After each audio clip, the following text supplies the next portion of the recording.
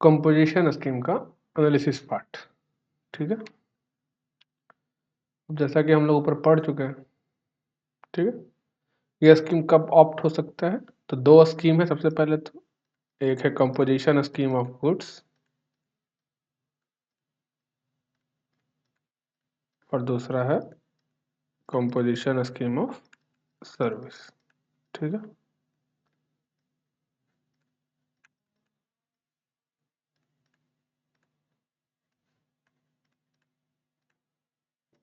इसमें लिमिट है क्या? 1.5 करोड़ प्रीसीडिंग फाइनेंशियल ईयर और 150 लाख आप कर सकते हैं। और कुछ स्पेशल कैटेगरी स्टेट में ये लिमिट कितना है? 75 लाख। खाची का एग्रीगेट टर्नओवर। ठीक है, इसमें लिमिट क्या है? 50 लाख प्रीसीडिंग फाइनेंशियल ईयर का एग्रीगेट टर्नओवर। इसमें कोई दो लिमिट नहीं है, यहाँ पे बस स्पेशल कैटेगरी स्टेट के लिए अलग है। ठीक है, अब आते हैं इसमें। तो जहाँ तक आप देखिएगा कुछ खास वर्क नहीं है, आप रीड मार सकते हैं। रीड मारने का मन होगा रीड मार लीजिएगा। इंपॉर्टेंट पॉइंट को बस मैं अंडरलाइन करते हुए जा रहा हूँ। ठीक है, रेट क्या होगा? 1%। किसके लिए? सप्लायर ऑफ गुड्स के लिए। ठीक है, मतलब 0.5% एंड 0.5% SGST UTGST। ठीक है, रेस्टोरेंट सर्विस के केस में जो अल्कोहलिक लिकर में एंगेज नहीं है, ठीक है, have option to pay tax at 5%। ठीक है, अब ऐसा क्यों कहा not supplying alcoholic liquor for human consumption? देखिए, जब आप ऊपर आइएगा ना और जब आप ये सेक्शन देखिएगा 10(2) जो बताया था कौन कौन सा बंदा ऑप्ट नहीं कर सकता है। ठीक है,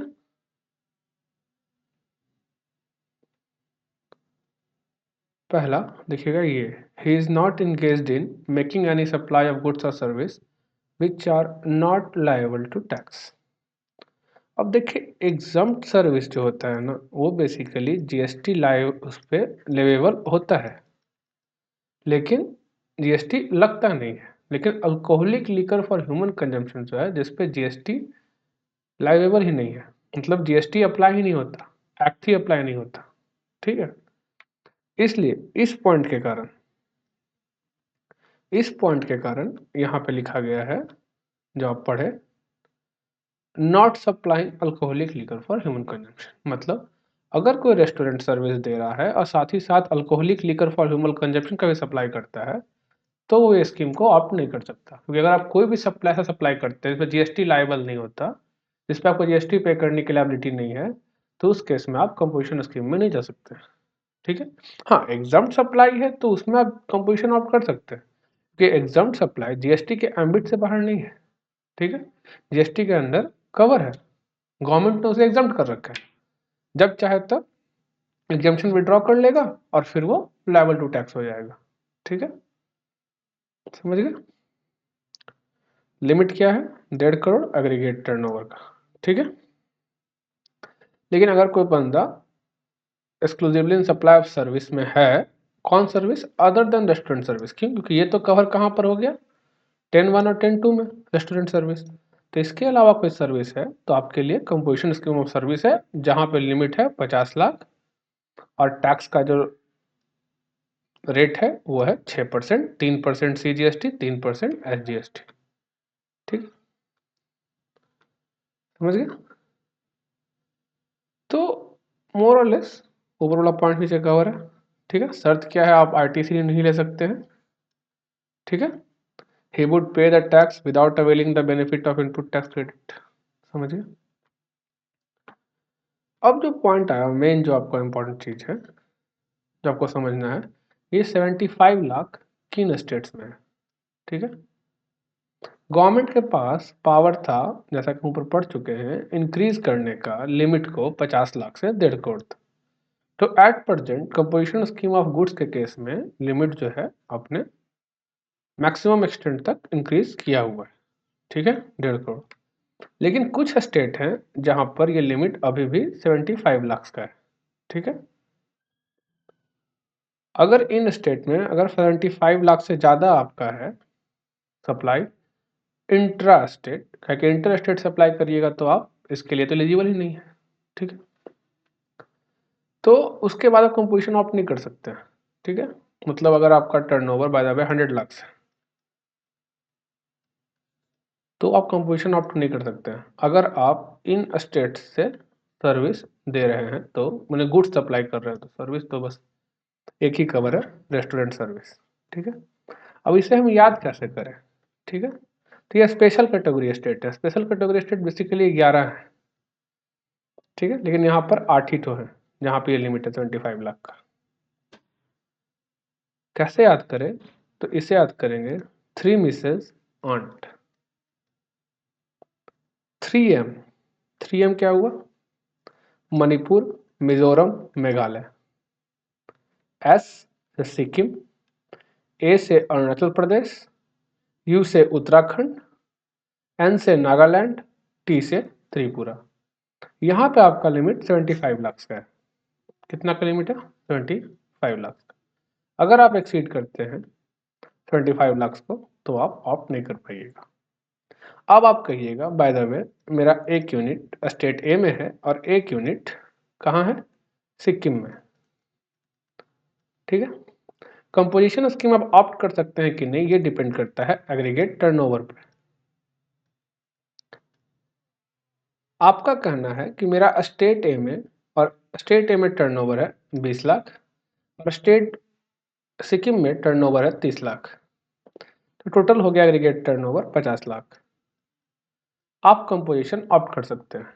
लेकिन अब मान लीजिए आपका यहाँ का टर्नओवर है बाय द वे 40 लाख्स और यहाँ का टर्नओवर हो गया 60 लाख्स। अब आपका एग्रीगेट टर्नओवर 100 लाख हो गया, क्योंकि एग्रीगेट टर्नओवर जितना भी रजिस्ट्रेशन सेम पैन के अंदर है सबको इंक्लूड करता है, ठीक है। अब जैसे ही 100 लाख हो गया आप सिक्किम में कंपोजिशन ऑप्ट नहीं कर सकते, ठीक है। ये सिक्किम का लिमिट क्या है, 25 लाख। लेकिन आपके दिमाग में आ रहा होगा क्या मैं स्टेट ए में नहीं रह सकता, अभी तो स्टेट ए का लिमिट क्रॉस नहीं हुआ, 150 लाख का है। तो आपने सेक्शन में जब पढ़ा था तो मैंने आपको पढ़ाया था, आप जब भी कंपोजिशन ऑप्ट करिएगा आपके सारे यूनिट को कंपोजिशन ऑप्ट करना पड़ेगा। आप ये नहीं कह सकते कि मैं स्टेट ए में कंपोजिशन ऑप्ट करूंगा और सिक्किम वाले में कंपोजिशन ऑप्ट नहीं करूंगा। इसलिए जैसे ही यहाँ वायलेशन हुआ 75 लाख के लिमिट का, आप कंपोजिशन से बाहर हुए, ये ऑटोमेटिकली बाहर हो जाएगा, भले ही आपका टर्नओवर 150 लाख से कम है। इसलिए अगर आपका एक यूनिट इन 8 स्टेट में है और एक यूनिट किसी और स्टेट में है तो आपका जो लिमिट होगा एग्रीगेट टर्नओवर का वो घट के 75 लाख हो जाएगा। यहाँ पे कहीं लिखा नहीं है ऐसा, लेकिन आप खुद सोच सकते हैं, ऑब्वियस सा बात है, ये तो लिखा हुआ है ना कि आपको सारे यूनिट को एक साथ कंपोजिशन आउट करना है। आप ये नहीं कर सकते कि इस स्टेट में कंपोजिशन है, इस स्टेट में नॉर्मल स्कीम में रहूंगा मैं, ऐसा आप नहीं कर सकते, ठीक है। तो जैसे ही यहाँ वायलेशन हुआ, जैसे ही यहाँ पे कंपोजिशन स्कीम से इसको बाहर निकाल दिया गया, ऑटोमेटिकली यहाँ से उसको बाहर निकाल दिया जाएगा।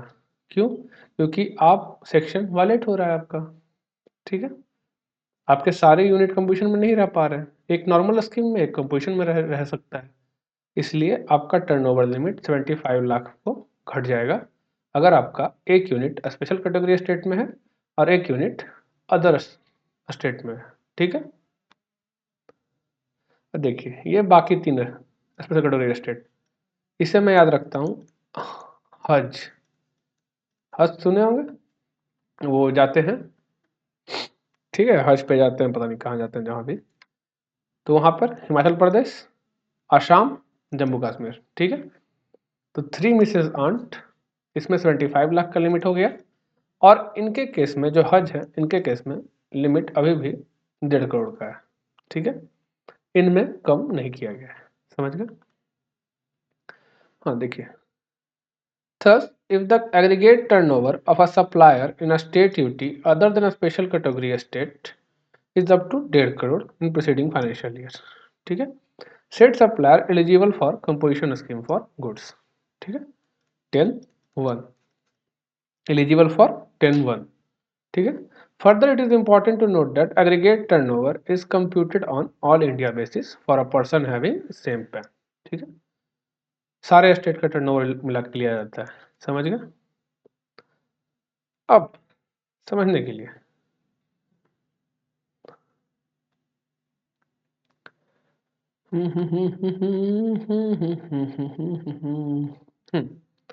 अब ये कंपोजिशन लेवी ऑफ सर्विस, ये सेक्शन 10(2)(a) में कवर है। तो ये क्या हो रहा था, लिमिट 50 लाख का। अदर देन रेस्टोरेंट सर्विस, अगर कोई सर्विस सैलून का हुआ, टेलर हुआ, समझे, सैलून, टेलर, या फिर आप, बहुत सारे लोग होते हैं, जैसे एग्जांपल के तौर पे आपका, और भी लोग आएंगे, मुझे याद नहीं आ रहा अभी, पर अदर देन रेस्टोरेंट सर्विस जो भी है डज नॉट एक्सीड 50 लाख का लिमिट होना चाहिए। ठीक है, प्रोसीडिंग फाइनेंशियल ईयर, इस फाइनेंशियल ईयर का नहीं बात कर रहा है, प्रोसीडिंग फाइनेंशियल ईयर में। ठीक है, तो कहने का मतलब ये हुआ, अगर इस फाइनेंशियल ईयर में क्या मतलब हुआ, एग्रीगेट टर्न हुआ, अगर आप 50 लाख का लिमिट क्रॉस कर जाते हैं इस साल करंट फाइनेंशियल ईयर में, तो आपको ऑप्ट आउट करना पड़ेगा कंपोजिशन स्कीम से।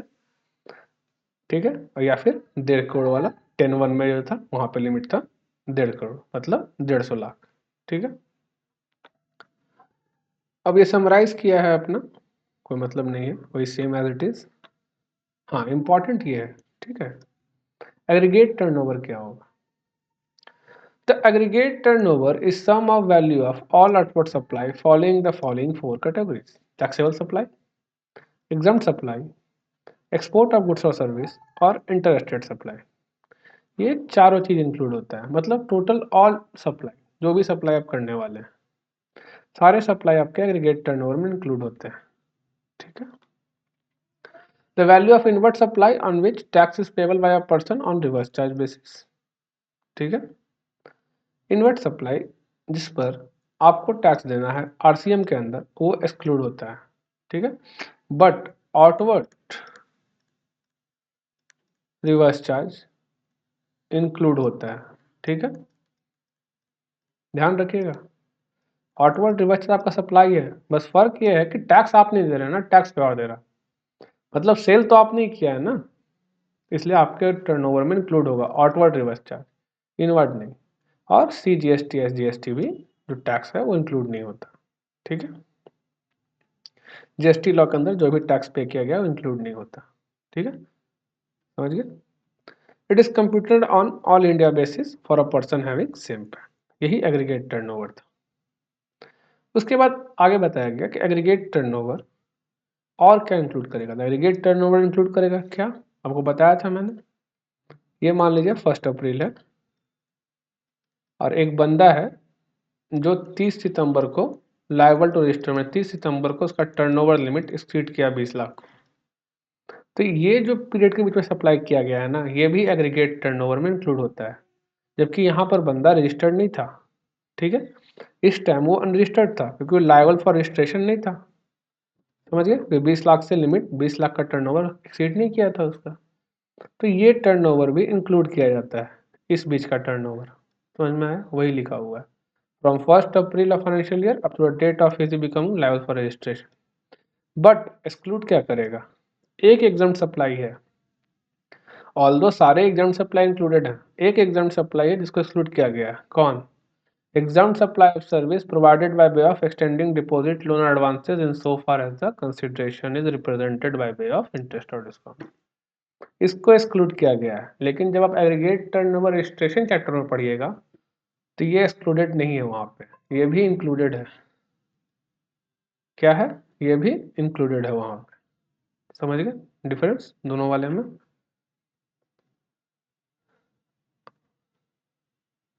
यहाँ पे आपको वही चार्ट बना दिया है कि इंक्लूड क्या होगा और एक्सक्लूड क्या होगा। ठीक है, रेट ऑफ टैक्स आपको मालूम है, मैन्युफैक्चर के केस में 0.5% है, मतलब 1% टोटल, रेस्टोरेंट वाले के केस में 2.5% है, और अदर उसके केस में भी 0.5% है, मतलब 1%। ठीक है, मैन्युफैक्चरर है यहाँ पे, यही डिफरेंस है, यहाँ पे आप ट्रेडर मान सकते हैं, कवर हो जाएगा, दोनों के लिए रेट सेम है, मैन्युफैक्चरर और ट्रेडर के लिए रेट सेम है। ठीक है, अब जो इसमें रेट 6% है, कोई मतलब नहीं है बार बार पढ़ने के एक ही चीज को, ठीक है। अब जो बात आया, ये जो 1% था या ये जो 5% था या ये जो 6% था, ये एप्लीकेबल इस पर होता था, टर्नओवर इन स्टेट और टर्नओवर इन यूटी। तो टर्नओवर इन स्टेट और टर्नओवर इन यूटी क्या होगा? इसका मतलब इस स्टेट के विद इन जो भी सेल हुआ है उसे कहा जाता है टर्नओवर इन स्टेट, ठीक है। मान लीजिए स्टेट ए है, ठीक है। यहाँ पे आपने exempt supply, outward reverse charge, समझ रहे हैं, जो भी किया यहाँ पर सब इंक्लूड होगा टर्नओवर इन स्टेट में। इंटर स्टेट मत करिएगा, इंक्लूड होता है इंटर स्टेट पर, जैसे ही आप करिएगा ना आप कंपोजिशन स्कीम से बाहर हो जाइएगा। क्यों? क्योंकि आपको इंटर स्टेट सप्लाई करना अलाउ नहीं है कंपोजिशन स्कीम में, समझ गए? आप समझिए, वही सेम यहाँ पे क्या इंक्लूड होगा, सारा सप्लाई, ठीक है। The expression turnover in state और UT shall not include, but include क्या नहीं होगा, वही 1 अप्रैल से 30 सितंबर का। यहाँ तो आप रजिस्टर्ड थे नहीं तो दीजिएगा का एल आर, टैक्स क्या दीजिएगा, रजिस्टर्ड थे नहीं तो। यहाँ पर आपने फॉर्म भरा GST REG 01 रजिस्ट्रेशन का फॉर्म, यहाँ पे ऑप्ट कर लिया, फॉर्म में ही ऑप्शन रहता है, जब आप खोलिएगा फॉर्म तो आपको मिलेगा कंपोजिशन स्कीम ऑप्ट करने का, वहाँ पर ऑप्शन रहता है, आपने यहाँ पे कंपोजिशन स्कीम ऑप्ट कर लिया, तो यहाँ से जो अब सप्लाई होगा ना आगे तक वो इंक्लूड होगा बस, उस पर 1%, 5% और 6% जो भी है, ठीक है। और ये तो एज इट इज एक ही एग्जाम सप्लाई एक्सक्लूड है, ठीक है। तो कहने का मतलब कि जो 1% है वो टैक्सेबल सप्लाई पे लगेगा, जो 1% है वो एग्जाम सप्लाई पे भी लगेगा, समझ गए।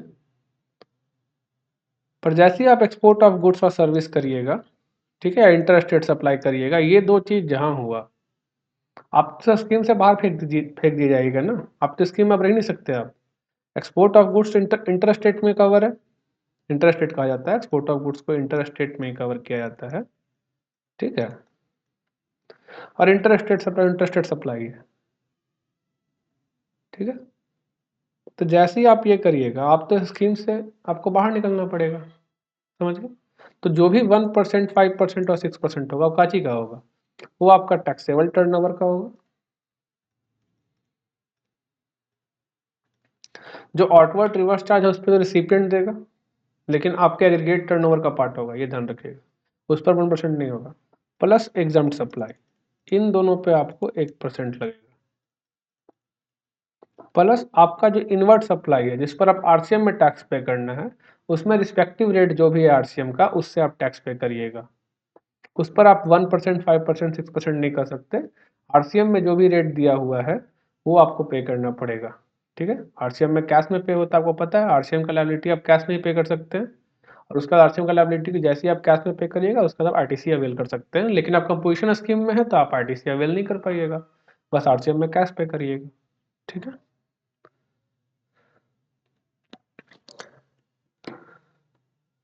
हाँ, अब एक काफी इंपॉर्टेंट चीज, जब भी हम 1% और 5% और 6% निकालेंगे, टर्न ओवर स्टेट का निकालेंगे, लेकिन एक चीज ध्यान दीजिएगा, क्या, while computing turn over in state duty, manufacturer को छोड़ के और रेस्टोरेंट सर्विस वाले को छोड़ करके और जो बंदा है एग्जाम्पल के तौर पे ट्रेडर, वो एग्जाम्प्ट सप्लाई पे अपना 1% से नहीं देगा, 6% से नहीं देगा। कहने का मतलब मान लीजिए आपका टैक्सेबल टर्नओवर 20 लाख था और साथ ही साथ आपका एग्जाम्प्ट सप्लाई 10 लाख था, तो अगर आप मैन्युफैक्चरर हैं तब तो आप 30 लाख का 1% देंगे, कितना का, 30 लाख का। लेकिन अगर आप ट्रेडर हैं तो आप 20 लाख का ही 1% देंगे, क्योंकि ट्रेडर को छूट दिया गया है।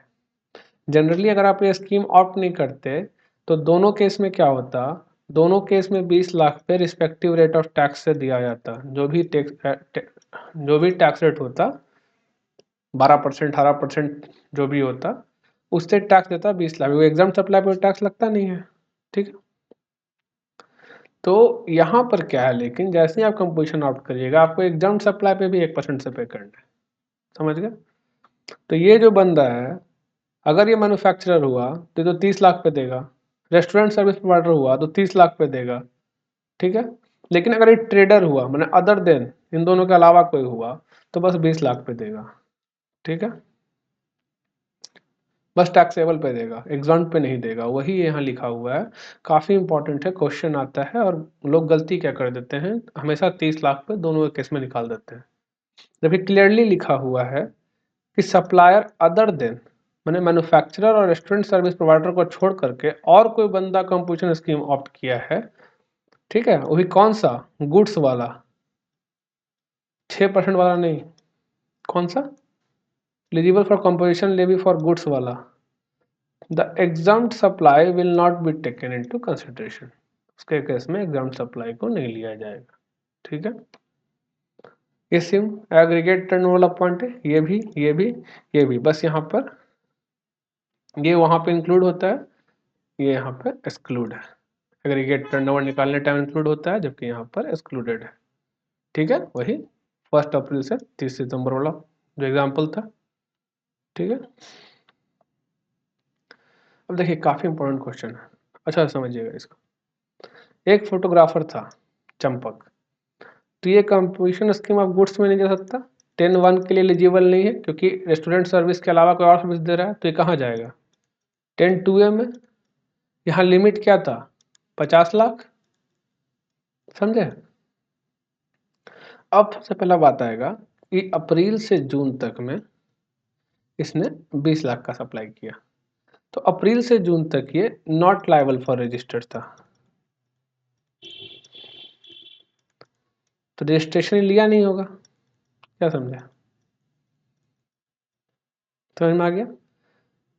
हम 10(2) कब ऑप्ट कर सकते हैं, अगर मेरा प्रीसीडिंग फाइनेंशियल ईयर में अगर मेरा टर्नओवर एग्रीगेट टर्नओवर 50 लाख से कम था, तो ये तो नया बिजनेस है, तो ऑब्वियस सा बात है उसका पिछले साल का एग्रीगेट टर्नओवर जीरो है।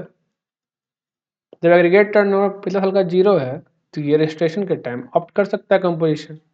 तो ये जुलाई का महीना, जैसे जून खत्म होगा, ये 1 जुलाई को अप्लाई करेगा, एप्लीकेशन देगा रजिस्ट्रेशन के लिए, क्यों, क्योंकि 20 लाख का लिमिट क्रॉस हो गया है। अब जब यहाँ रजिस्टर किया, कंपोजिशन स्कीम ऑप्ट करेगा ये,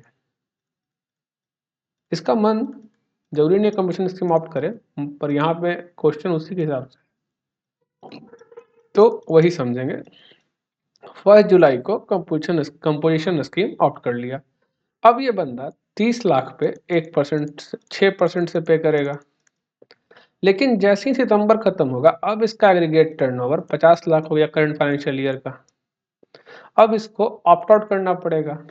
तो अक्टूबर दिसंबर के महीना में ये ऑप्ट आउट कर लेगा 1 अक्टूबर को, जैसे ही ऑप्ट आउट कर लेगा, अब ये 20 लाख पे 18% से पे करेगा, आया समझ में कैसे हुआ। तो आपका एग्रीगेट टर्नओवर यहाँ पे कितना हो जाएगा, 70 लाख, जबकि आपका टर्नओवर इन स्टेट जो पूछा जाएगा, अगर पूछा है सिर्फ कंपोजिशन पीरियड का तो 30 लाख, अगर टोटल टर्नओवर स्टेट पूछा जाएगा तो आपका 30 + 20 50 लाख। कंपोजिशन पीरियड का टर्नओवर इन स्टेट है 30 लाख, जबकि टोटल टर्नओवर इन स्टेट है मेरा 50 लाख। ये टर्नओवर इन स्टेट इसको एक्सक्लूड करता है, रजिस्ट्रेशन के पहले वाले सप्लाई को बाहर रखता है, जबकि एग्रीगेट टर्नओवर रजिस्ट्रेशन के पहले वाले सप्लाई को भी कंसिडर करता है। इसलिए जब 50 लाख का लिमिट कैलकुलेट करने को आए करंट फाइनेंशियल ईयर में कि कब ये बंदा कंपोजिशन स्कीम से बाहर निकलना है इसको, जब ये पता करने गए तो हमने इस 20 लाख को भी इंक्लूड किया, लेकिन जब टैक्स निकालने गए कंपोजिशन में तो बस हमने 30 लाख को लिया, आया समझ में। और जब ऑप्ट आउट कर गया तो normal rate of tax 20 lakh पे 18% से, समझ गए। तो इसी तरह इसका कैलकुलेशन होता है। तो एग्रीगेट टर्नओवर कितना हुआ, 20 30 20 70 लाख, ठीक है। Turnover state during composition period 30 lakh, total turnover state 50 lakh. आया समझ में?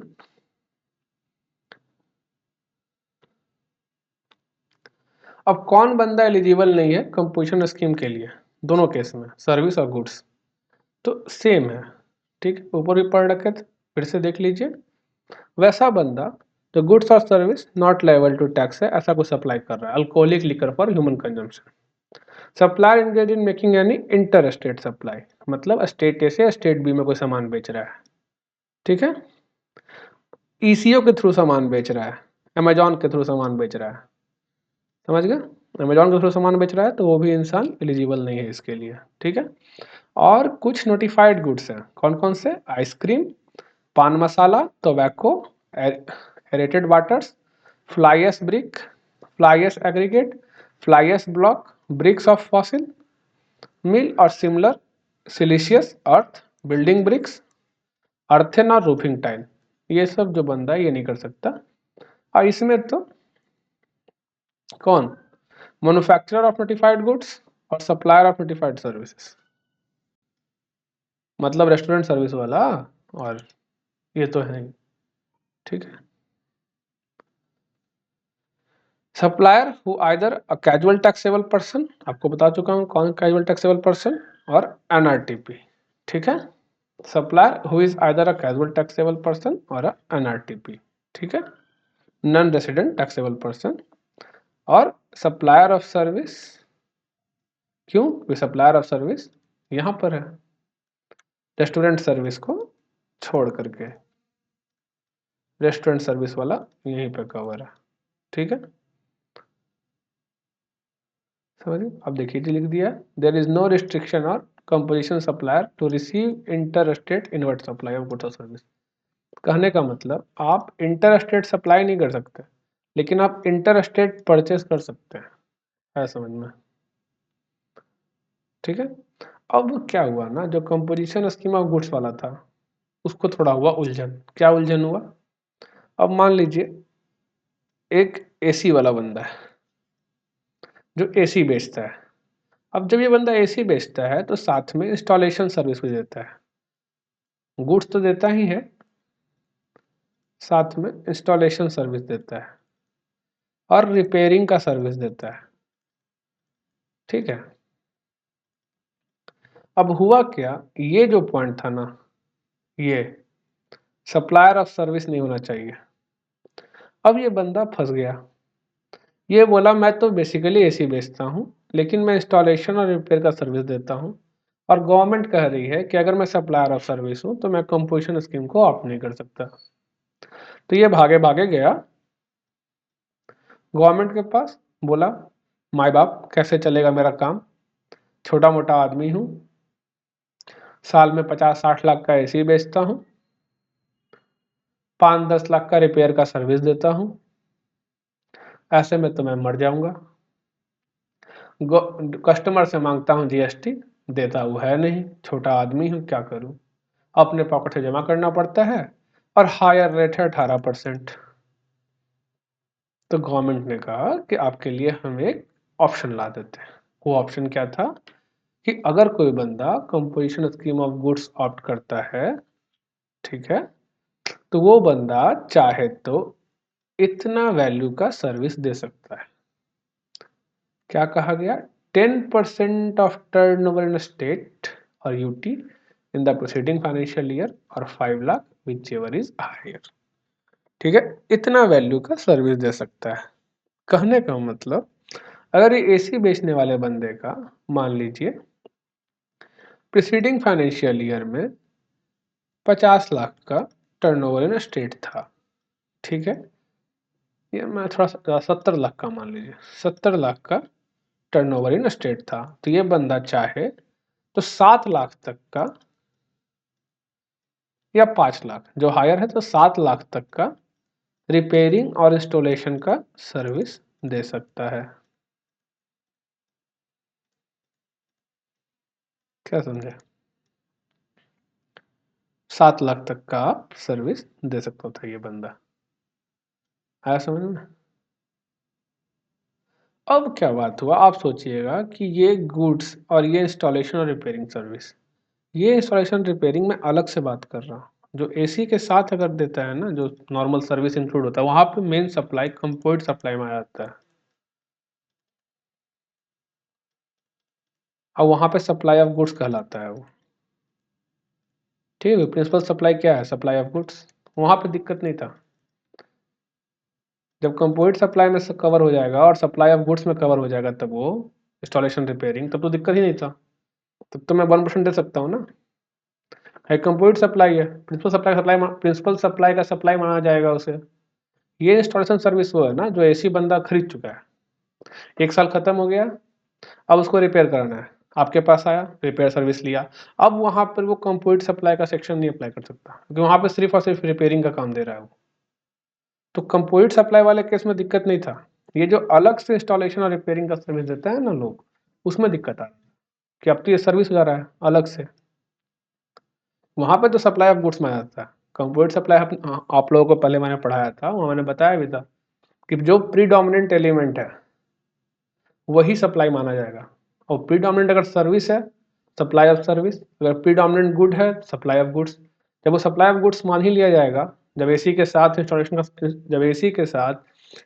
का सर्विस दिया गया, तो सप्लाई ऑफ गुड्स मान लिया जाएगा साथ में। और जो रेट एसी पे एप्लीकेबल है वही इंस्टॉलेशन पे एप्लीकेबल हो जाता। तो वहाँ पर दिक्कत था ही नहीं, जब तक कि सेपरेट शो ना कर दे इनवॉइस में। ठीक है, ये मैं उस केस का बात कर रहा था जहाँ पे इंस्टॉलेशन और रिपेयरिंग अलग से दिया जाता है। मतलब कि जहाँ पर आपको एसी बेच दिया गया, आपका जो सर्विस रिपेयर सिस्टम कर दिया गया इंस्टॉल, अब आपको एक्स्ट्रा की जरूरत पड़ा, कुछ खराबी हो गया, अब आप फिर इसके पास आए, बोले बस मुझे रिपेयर कराना है। तो ये बंदा ये सर्विस अगर दे देता ना, तो आप कंपोजिशन से इसको बाहर निकलना पड़ता, कि यहाँ पे एग्जैक्टली सप्लाई ऑफ सर्विस होता। इसलिए इस सेक्शन को लाया गया ताकि इस वाले पॉइंट को के कारण दिक्कत ना हो। ठीक है, तो इसलिए आप प्रीसीडिंग फाइनेंशियल ईयर में जितना आपका टर्नओवर इन स्टेट है, एग्रीगेट टर्नओवर नहीं, टर्नओवर इन स्टेट, ठीक है, उसका 10% या 5 लाख तक। समझ गए? अब कहने का मतलब, अगर आपका टर्नओवर इन स्टेट पिछले साल 40 लाख था, तो आप 5 लाख तक दे सकते हैं। ठीक है, लेकिन अगर 80 लाख था, तो आप 8 लाख तक दे सकते हैं। समझ गए? वही सेम क्वेश्चन है। ठीक है, ये वही interest income extending loan deposit वाला जो एग्जाम सप्लाई है। एक तो आपके पास बहुत ज़्यादा पैसा हो गया, आपने कहीं एडवांस दे दिया, लोन में दे दिया, वो बंदा आपको इंटरेस्ट दे रहा है, तो इसको एग्जाम सप्लाई में कवर है, और यही चीज़ आपको इंक्लूड नहीं करना है। ठीक है, दोनों केस में, एग्रीगेट टर्नओवर के टाइम भी और टर्नओवर इन स्टेट निकालने के टाइम भी। ठीक है,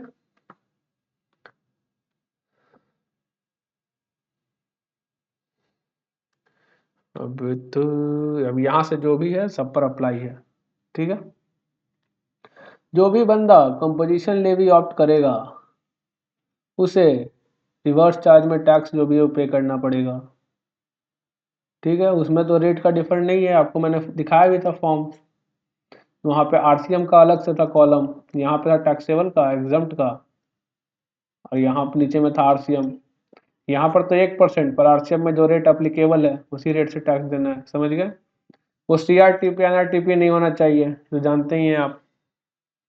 ही शैल मेंशन द वर्ड, ये वर्ड मेंशन करना पड़ेगा। अरे फॉलो कोई नहीं करता, क्या करोगे? बता बता के माथा दुख जाता है क्लाइंट लोग को, सुनने वाले नहीं है सब।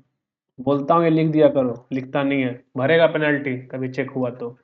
इन्हें लगता है क्या होता है सर, कहाँ कुछ होता है। उसके बाद 2-4 महीने बाद मेरे कोई रिलेटिव के यहाँ, सर आप सही है बोल रहे थे, रिलेटिव के यहाँ 40 लाख का लाइबिलिटी भेज दिया। तो इन लोग को समझ में तब आता है जब इन लोग का अलग अगल बगल किसी इंसान को नोटिस आता है ना, तब समझ में आता है, अन्यथा इन लोगों को समझ में नहीं आता है। तो अपनों को पैसा तो इस करने का मिलता नहीं है, माथा दर्द करवाए। एक बार बोल देते हैं, ना फॉलो करे, ना फॉलो करे, भरेगा अपना पेनल्टी जब भरना होगा। ठीक है, तो composition taxable person not eligible to collect tax, ये लिखना जरूरी है। ठीक है, साथ ही साथ उसको अपने हर नोटिस और साइन बोर्ड पे भी लिखना जरूरी है। ठीक है, अब वही सब है, पान मसाला वाटर पे नहीं है, इस पे नहीं है। अब ऑप्ट कैसे होगा? ठीक है। तो दो तरीका है। अगर आप रजिस्ट्रेशन के लिए अप्लाई कर रहे हैं तो फॉर्म का जो पार्ट बी होता है RG01 का, वहाँ पर रहता है ऑन करने का, उसे ऑन कर दीजिएगा उस ऑप्शन को, तो ऑन हो जाएगा। ठीक है, जिस दिन से आपको रजिस्ट्रेशन मिलेगा उस दिन से कंपोजिशन आपका एक्टिव हो जाएगा। दूसरा तरीका है कि अगर आप रजिस्टर्ड पर्सन है, मैंने पहले से रजिस्ट्रेशन आप ले रखे हैं, तो आपको साल शुरू होने के पहले ये बताना पड़ेगा। ठीक है, वो एक्टिव हो जाता है पोर्टल पे, वहाँ जाके वहाँ चुनना रहता है कि हाँ ऑप्ट कर रहे हैं इस साल का। ठीक है, अब उसके बाद he shall also furnish the statement prescribed form in accordance with the provision of this and that. ठीक है, within 60 days from the commencement of the relevant financial year. अब ये क्या है, ये आप आगे पढ़िएगा, आएगा। होता क्या है ना कि जिस आप रजिस्टर्ड पर्सन थे और ये मान लीजिए आपका पोर्टल था, ठीक है, तो आपको साल के शुरू में बताना, 31 मार्च को आपने बता दिया, मान लीजिए 31 मार्च को आपने बता दिया। इस 31 मार्च को ना आपका कुछ इनपुट हेल्ड इन स्टॉक होगा, इनपुट सर्विस कुछ held in stock, input service कुछ होगा, मतलब यहाँ रॉ मटेरियल और ये कुछ सर्विस का। ठीक है, और साथ ही साथ कैपिटल गुड्स होगा। सर्विस तो खैर नहीं कर पाएगा कुछ, इसका कुछ नहीं कर पाता है सर्विस, ये इनपुट और कैपिटल गुड्स। हो सकता है आपको रिवर्सल करना पड़े। ठीक है, आगे पढ़िएगा, आएगा तो बता दूंगा, ITC के चैप्टर में आएगा। ठीक है, तो आपको 60 दिन में इंटीमेट करना पड़ता है कि ये है, मैं रिवर्स कर रहा हूँ इनपुट सारा जो मैंने क्लेम कर रखा था मेरे ये इलेक्ट्रॉनिक गेट लेजर में जो दिख रहा है आपको, ये मैंने क्लेम कर रखा है, ये मैं रिवर्स कर रहा हूँ। ठीक है, क्योंकि आप हेल्ड कर रखे हैं, ये आपके पास गुड पड़ा हुआ है गोदाम में 31 मार्च को, इसको आप 1 अप्रैल के बाद बेचिएगा, लेकिन आप इस गुड्स पे इनपुट क्लेम कर चुके हैं, तो आपको रिवर्स करना पड़ेगा ना। एक कंपोजिशन स्कीम जब आप ऑप्ट कर लिए तो आप इनपुट नहीं ले सकते ना इस गुड पे, समझे। तो वही चीज़ है, वो आप वहाँ पे पढ़िएगा ITC में। ठीक है, any intimation in respect of any place of business in a state UT shall be deemed to be intimation in respect of all other place of business। ठीक है, एक इंटीमेशन काफ़ी है। ठीक है,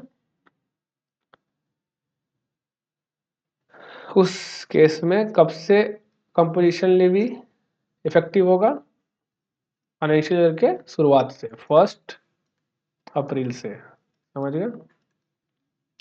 तो बात मोटा मोटे वही, अगर आप रजिस्टर्ड पर्सन है तो आपको 31 मार्च को बता देना है, मैक्सिमम टू मैक्सिमम 31 मार्च को प्रीवियस फाइनेंशियल ईयर के। और अगर आप रजिस्टर्ड पर्सन नहीं है, रजिस्ट्रेशन लेने जा रहे हैं, तो आप साल के बीच में ले सकते हैं, और रजिस्ट्रेशन के टाइम खाली ऑप्ट कर लीजिए। इफेक्टिव डेट ऑफ रजिस्ट्रेशन आपका क्या होगा, कंपोजिशन स्कीम लागू होगा। ठीक है, वही चीज लिखा हुआ है यहाँ पे, रजिस्टर्ड पर्सन, पर्सन रजिस्ट्रेशन के लिए अप्लाई कर रहा है उसके लिए लिखा हुआ है at any time. Effective date क्या होगा, date from which registration is effective. इसके केस में from the beginning of financial year और सेम। ठीक है, इफेक्टिव कब से होगा, समझ गए। अब कब तक आप यहाँ रह सकते हैं, तो मैं वो तब से बोलता आ रहा हूँ जब तक आप लिमिट क्रॉस ना कर जाएं करंट फाइनेंशियल ईयर में। मतलब ऑप्ट करने के लिए प्रीसीडिंग फाइनेंशियल ईयर और ऑप्ट आउट करने के लिए करंट फाइनेंशियल ईयर देखना है, समझ गए, एग्रीगेट टर्नओवर। और जैसे ही आपका लिमिट क्रॉस हो गया, जैसे ही आपका लिमिट क्रॉस हो गया, आप 7 दिन के अंदर विड्रॉ कर लीजिएगा, समझ गए।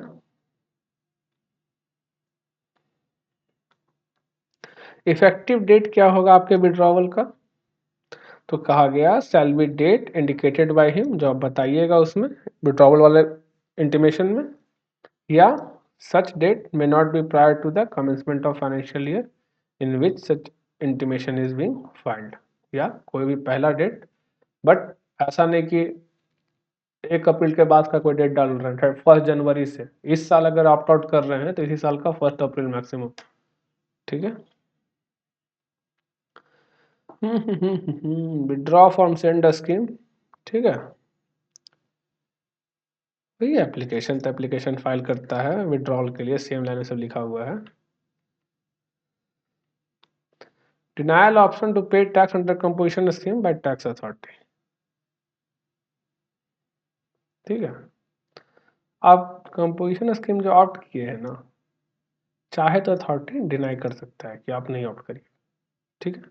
पर ऐसा करने से पहले आपको शो कॉज नोटिस देगा और ये सब बात जो बकवास है, ठीक है।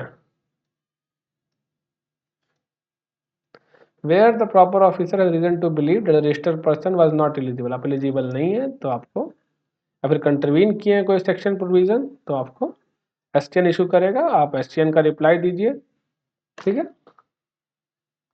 उसके बाद आपको डिनाई कर देगा, ठीक है। In case denial of option to pay tax under composition levy by tax authority, ठीक है। तो इफेक्टिव डेट क्या होगा, फिर इसका इफेक्टिव डेट वही होगा जो डेट बताएगा, ठीक है, टैक्स अथॉरिटी। मैंने इंपॉर्टेंट नहीं है ये सब उतना आपके लिए, कुछ खास नहीं है। जैसे एग्जांपल दिया हुआ है, a person availing composition scheme during a financial year crosses the turnover 1.5 crore 9 December, the option availed shall be lapsed from the day on which his aggregate turnover during the financial year exceed 1.5 crore. 9 दिसंबर को इसका opt out करने का date 9 दिसंबर होगा, ठीक है। और वही बता चुका हूँ, ऐसा नहीं कि स्टेट ए में और स्टेट बी में बोले यहाँ कंपोजिशन यहाँ कंपोजिशन नहीं ऑप्ट करूंगा। ऑप्ट करना है दोनों जगह, नहीं ऑप्ट करना है तो कहीं नहीं ऑप्ट करना है, ठीक है, वही कहा गया। Composition scheme supplier cannot levy tax, पता है आपको, वो टैक्स कलेक्ट नहीं कर सकता। अब प्रैक्टिकली क्या करता है उसको भूल जाइए, एक से एक है, सब ले लेता है उसके बाद देता नहीं है। बोलिए कैसे आप सब ले लेता है। कभी मैगी देखा है, मैगी का पैकेट, वहाँ क्या लिखा रहता है, इंक्लूसिव ऑफ टैक्सेस, एमआरपी। आपका किराना दुकान वाला बंदा क्या रजिस्टर्ड है, हाँ, जो आपसे एमआरपी पे ले रहा है इंक्लूसिव ऑफ टैक्सेस, क्या वो जीएसटी जमा कर रहा है। ये बंदा जो अनरजिस्टर्ड है आपसे मैगी का पूरा पैसा लेता है, आया समझ में। ये बंदा जो अनरजिस्टर्ड है इसको तो यार, नहीं, जैसे मान लीजिए 24 रुपया का मैगी है, डिवाइड बाई 1.18 कितना हुआ, 24 डिवाइड बाई 1.18 इक्वल टू 20 रुपया कुछ हुआ। इतना स्पेंड चाहिए हमसे, अनरजिस्टर्ड पर्सन है, फिर भी आपसे लेता है ना। और ऐसे ही कंपोजिशन स्कीम वाला कंपोजिशन ऑप्ट तो कर लेता है, पर सामान पे इंक्लूसिव ऑफ टैक्सेस लिखा रहता है, देता आपसे पूरा एमआरपी पे ही है, क्या समझे। तो टैक्स तो आपसे ले ही रहा है, देता नहीं है सरकार को। हाँ चल रहा है मार्केट में, चलने दीजिए, क्या कर सकते हैं।